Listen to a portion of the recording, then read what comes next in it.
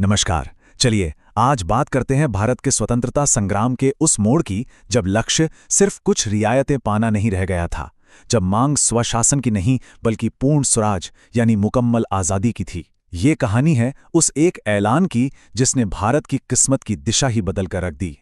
और यही वो सवाल है जो इस पूरी कहानी के दिल में है। पर यह सिर्फ एक सवाल नहीं है, नहीं, ये तो उस कमाल की स्ट्रैटेजी का निचोड़ है जिसने दुनिया के सबसे ताकतवर साम्राज्य को भी सोचने पर मजबूर कर दिया। तो चलिए शुरू करते हैं ये दिलचस्प सफर और देखते हैं कि आखिर हुआ क्या था। तो सवाल ये है कि ये सब शुरू कैसे हुआ। इसकी जड़ें एक बहुत बड़े वैचारिक बदलाव में हैं। एक ऐसा बदलाव जिसने विरोध करने का तरीका ही बदल दिया। जहां मांगे अब छोटी-मोटी नहीं थीं बल्कि संपूर्ण थी, पूरी थी। अब जरा इन दो आइडियाज को देखें तो समझ आएगा कि यह बदलाव कितना जबरदस्त था। एक तरफ था डोमिनियन स्टेटस, मतलब ठीक है अपना राज चलाओ पर रहोगे ब्रिटिश क्राउन के नीचे ही। और दूसरी तरफ पूर्ण स्वराज, मतलब पूरी आज़ादी, नो स्ट्रिंग्स अटैच्ड, कोई बाहरी कंट्रोल नहीं। और यही नया और जबरदस्त गोल सेट हुआ था 1929 के लाहौर कांग्रेस सेशन में। और इस ऐतिहासिक ऐलान का चेहरा कौन बना? जवाहरलाल नेहरू। लाहौर में कांग्रेस के प्रेसिडेंट के तौर पर उन्होंने एकदम साफ कर दिया कि अब से हमारा बस एक ही मकसद है, कंप्लीट इंडिपेंडेंस। और बस उस एक ऐलान के साथ ही डोमिनियन स्टेटस वाली जो पुरानी बात थी ना, वो हमेशा के लिए खत्म हो गई। तो ठीक है, लक्ष्य तो बहुत बड़ा था, जाहिर है उसे हासिल करने का तरीका भी उतना ही हटकर होना था। और यहीं से कहानी एक बहुत ही कमाल की, एक अनोखी स्ट्रैटेजी की तरफ मुड़ती है। एक ऐसी स्ट्रैटेजी जो एक लंबे सफर के रूप में सामने आई है। लेकिन सवाल वही था, दुनिया की सबसे बड़ी पावर के खिलाफ इतनी बड़ी मांग को लेकर आखिर शुरुआत करें तो करें कहां से? और जानते हैं इसका जवाब कहां मिला? एक ऐसी चीज में जो हर भारतीय का घर में थी, हर किसी की थाली में थी। ये गांधी जी का मास्टर स्ट्रोक था सच में। सोचिए, उन्होंने चुना नमक को, एक ऐसी चीज जिस पर लगे टैक्स की मार हर किसी पर पड़ती थी, चाहे वो अमीर हो या गरीब। नमक सिर्फ एक मसाला नहीं था, वो एक सिंबल था, सेल्फ रिलायंस का। और बस इसी सिंबल को हथियार बनाकर शुरू हुआ दांडी मार्च, एक नॉन वायलेंट मास मूवमेंट जिसने आगे चलकर सविनय अवज्ञा आंदोलन की शक्ल ले ली। 24, ये नंबर इस पूरे सफर की कहानी में बहुत जरूरी है। हाँ, पूरे 24 दिन। सोचिए जरा, 24 दिन की पैदल यात्रा, साबरमती आश्रम से दांडी के कोस्टल एरिया तक। ये उन लोगों के जबरदस्त हौसले और हिम्मत को दिखाता है जो गांधी जी के साथ इस मुश्किल सफर पर निकले थे।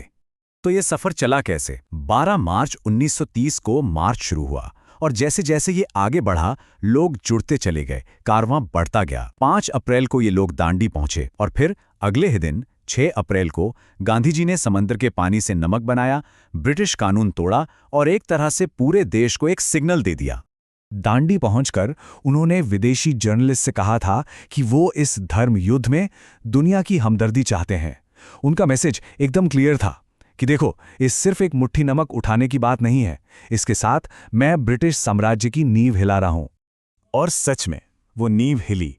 गांधी जी के बस एक इशारे की देर थी और ये जो अवज्ञा की चिंगारी थी ना, वो पूरे देश में आग की तरह फैल गई। ये वो पल था जब पूरा का पूरा देश मानो एक साथ जाग गया हो। और जरा देखिए कि ये आंदोलन कितना बड़ा था। मतलब देश का कोई कोना नहीं बचा था। साउथ में तमिलनाडु से लेकर नॉर्थ वेस्ट में खान अब्दुल गफ्फार खान के खुदाई खिदमतगार तक, ईस्ट में मणिपुर की रानी गाइदिन्यू से लेकर वेस्ट में धरसाना तक, हर जगह लोग उठ खड़े हुए। और तो और पेशावर में गढ़वाल राइफल्स के हमारे सिपाहियों ने अपने ही निहत्थे भाइयों पर गोली चलाने के ऑर्डर को मानने से साफ इनकार कर दिया। ये बहुत बड़ी बात थी। लेकिन मजे की बात यह है कि शुरुआत में ब्रिटिश सरकार और वहां के कुछ पत्रकार इसे हल्के में ले रहे थे, मजाक उड़ा रहे थे। जैसे इस इंग्लिश जर्नलिस्ट ने लिखा, क्या एक केतली में पानी उबालकर सम्राट को हराया जा सकता है? वो लोग इस मूवमेंट की सिंबॉलिक पावर को, इसकी असली ताकत को समझ ही नहीं पाए। लेकिन जब आंदोलन का ये सैलाब बढ़ता ही गया, रुकने का नाम ही नहीं लिया, तो आखिरकार ब्रिटिश एम्पायर को झुकना पड़ा, उन्हें बातचीत की टेबल पर आना ही पड़ा। तो अब देखते हैं कि ब्रिटिशर्स ने कैसे रिएक्ट किया और उसका नतीजा क्या निकला। और इसका नतीजा था 5 मार्च 1931 को हुआ गांधी-इरविन पैक्ट। ये एक तरह का गिव एंड टेक था।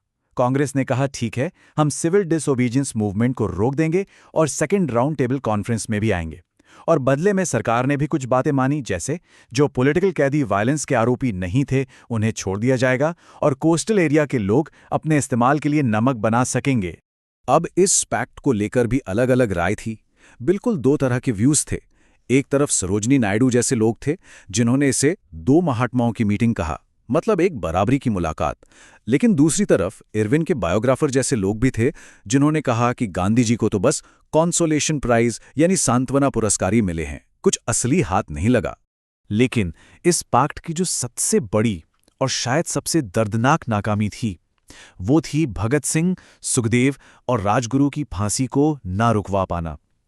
इस एक बात ने पूरे देश में, खास तौर पर नौजवानों के बीच, बहुत ज्यादा निराशा और गुस्सा भर दिया, और इसकी वजह से गांधी जी को भी काफी क्रिटिसिज्म झेलना पड़ा। तो मूवमेंट सस्पेंड हो गया, पैक्ट भी हो गया। अब आगे क्या? अब हम इस कहानी के आखिरी हिस्से में चलते हैं और देखते हैं कि इन सब के बीच कांग्रेस ने आने वाले भारत का रास्ता कैसे तैयार किया। ये बात है 1931 की। कराची में कांग्रेस का सेशन हुआ जिसकी अध्यक्षता कर रहे थे सरदार वल्लभ भाई पटेल।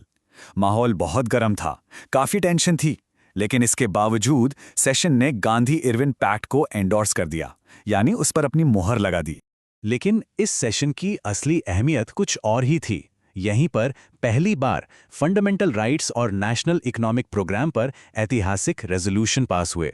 मतलब अब कांग्रेस सिर्फ आज़ादी की बात नहीं कर रही थी, बल्कि वो ये भी डिफाइन कर रही थी कि ये पूर्ण स्वराज नागरिकों के लिए कैसा दिखेगा, उनके अधिकार क्या होंगे। एक तरह से ये हमारे भविष्य के संविधान का पहला ब्लूप्रिंट था।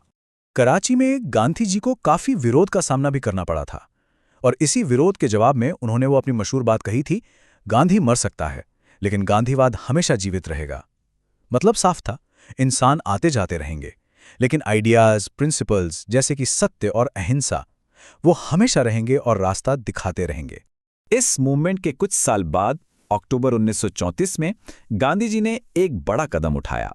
उन्होंने एक्टिव पॉलिटिक्स से खुद को अलग कर लिया और अपना पूरा ध्यान समाज सुधार के कामों, खास तौर पर हरिजन उत्थान पर लगा दिया। तो आखिर में एक सवाल रह जाता है, क्या एक रुका हुआ आंदोलन एक नाकामी थी, या फिर ये एक ऐसे देश के जागने का सबूत था जिसने पहली बार अपनी कलेक्टिव पावर को इतने बड़े स्केल पर महसूस किया था? इस मूवमेंट की असली लेगेसी क्या है? ये सवाल आज भी हमें सोचने पर मजबूर करता है।